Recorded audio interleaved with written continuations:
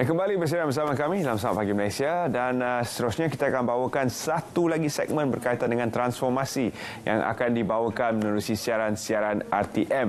Dan kali ini kita memberikan tumpuan kepada penyampaian berita. Jadi kita bersama dengan rakan lama saya, Encik Syahri. Terima kasih, Terence. Dan juga dua wajah yang orang pun sudah tahulah. Tidak perlu saya perkenalkan Margaret dan juga Andy. Terima kasih kerana bersama kami. Dan kita bincangkan tentang transformasi penyampaian berita. Apakah aspek pembaruan yang akan dibawa untuk berita? Untuk makluman semua setiap RTM yang menyaksikan berita perdana itu sendiri, kita dalam fasa transformasi berita yang selama untuk tempoh 3 tahun akan datang ni, bermula tahun ini hingga 2023, dan pada masa sama kita melaksanakan transformasi RTM secara keseluruhan. Jadi untuk berita bagi kluster pertama, kita ada 9 kluster. Bermula tahun ini hingga 2023, kluster pertama ialah penambahbaikan dan pengukuhan berita perdana itu sendiri. Bermula pada 1 April, menyentuh tentang 3 perkara lah. Pertama tentang personality, iaitu ikon, yang kita akan melahirkan lagi lebih ramai anchorman dan anchorwoman dalam berita ini sendiri. Kedua, aspek kandungan itu sendiri yang kita tengok sekarang dah berubah. Kalau kita tengok berita perdana sekarang, daripada treatment dan belting ini dah berubah. Dan terakhir sekali pada segi look and feel. Sekarang ni tengok banyak grafik-grafik ataupun paparan-paparan yang kita telah buat dari masa-masa. Ini akan berterusan sampai 2023. Okey, kepada penyampai-penyampai, apa agaknya pembaharuan yang akan dibawa oleh diri anda sendiri, Mac?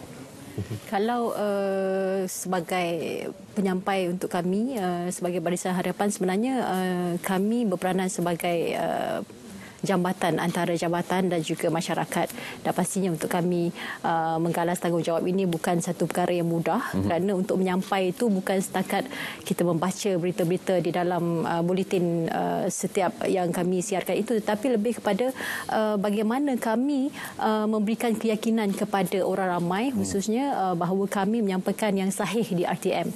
Kerana berita yang disiarkan itu selain daripada kita melihat apa yang terpapar di kaca TV ketika berita itu berlangsung, tugas-tugas sebelum itu lebih sukar lagi kerana banyak perkara yang perlu dihadapi oleh wartawan dan sebagainya. Jadi tanggungjawab kami untuk menggalas berita itu di hadapan kamera, menyampaikannya kepada halayak, itu yang lebih besar tanggungjawabnya. Andy pernah menggalas semua tanggungjawab. Kawan lapangan pun dia pernah, dan juga penyampai kini di dalam berita perdana. Jadi bagaimana peranan anda berubah, Andy, dalam pada menghadapi transformasi penyampaian berita ini? Ya, seperti yang tadi Mac dah katakan bahawa tanggungjawab kita sebagai seorang penyampai berita ada beza sebenarnya. Saya selalu diberitahu dahulu sewaktu mula-mula menyampaikan berita bahawa ada beza antara pembaca berita dan juga menyampaikan berita. Baca anda hanya baca teks di prompter, tapi menyampaikan ni memerlukan banyak elemen.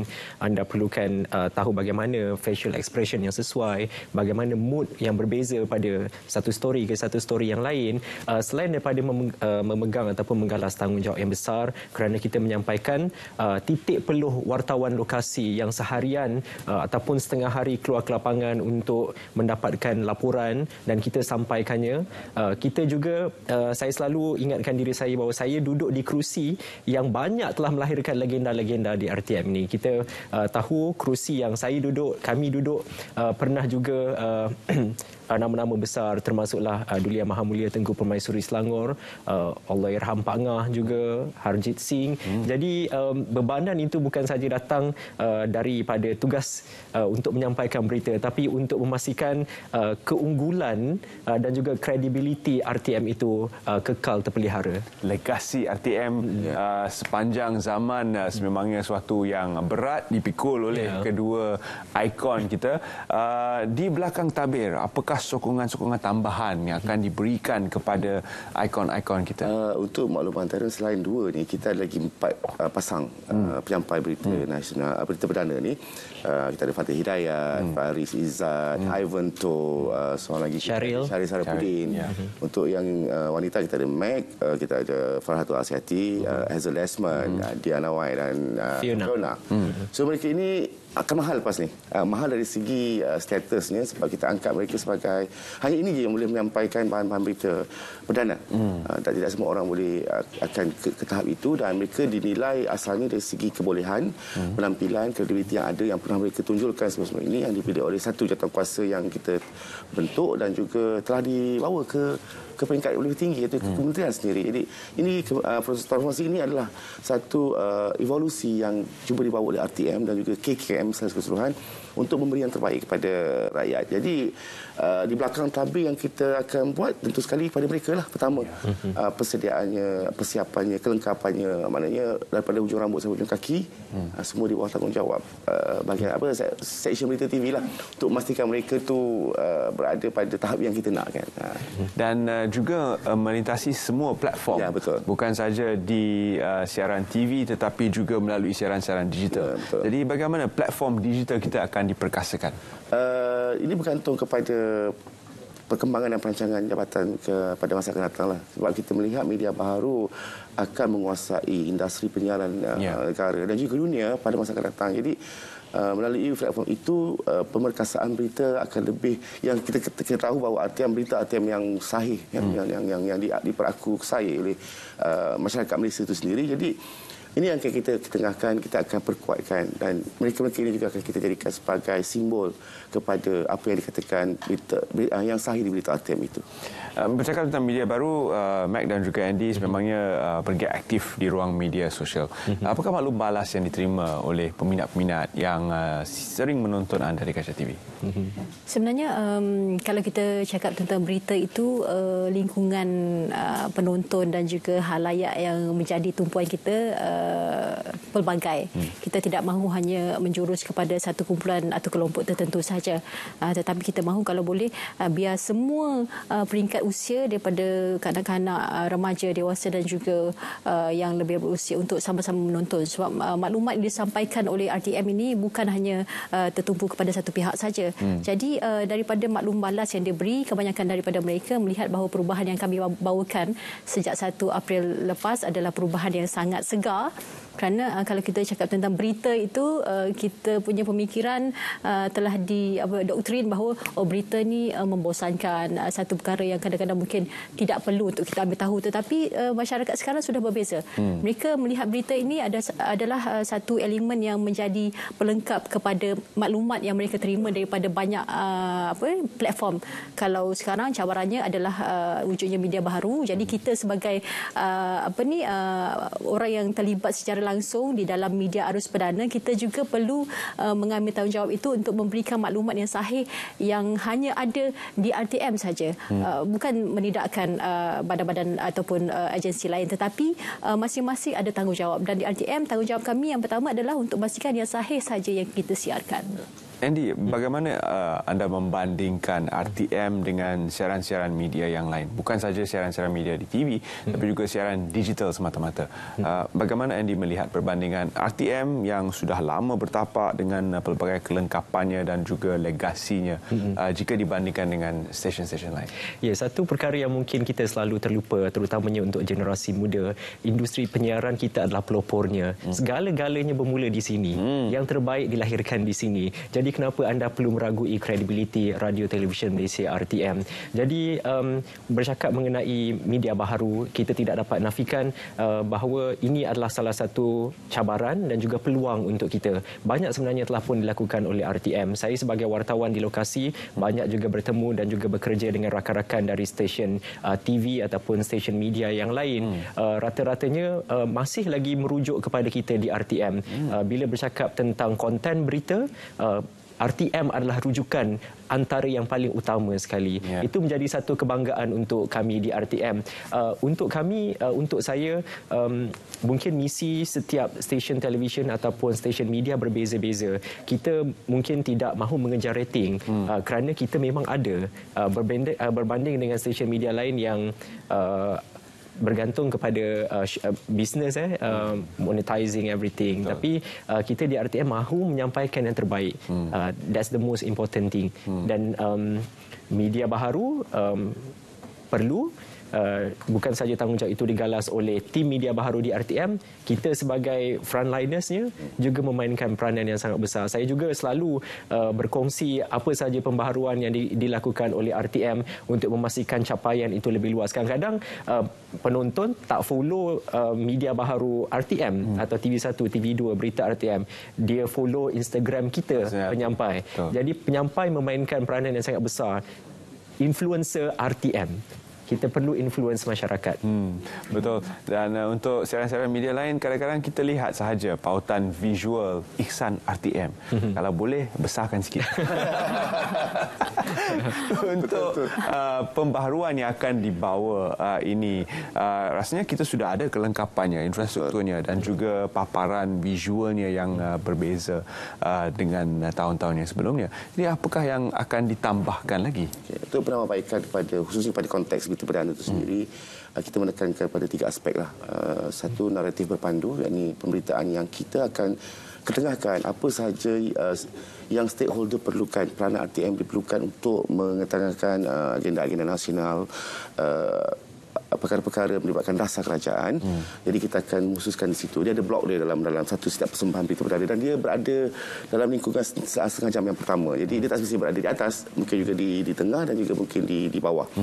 Kedua ialah kita punya kepada peranan kita kepada badan-badan agensi kerajaan yang melaksanakan tanggungjawab mereka untuk merealisasikan hasrat ataupun agenda-agenda terbabit melalui paparan-paparan secara laporan langsung ataupun kita panggil juga sebagai special report, melibatkan wartawan-wartawan kita yang telah kita latih untuk mereka buat ke lokasi.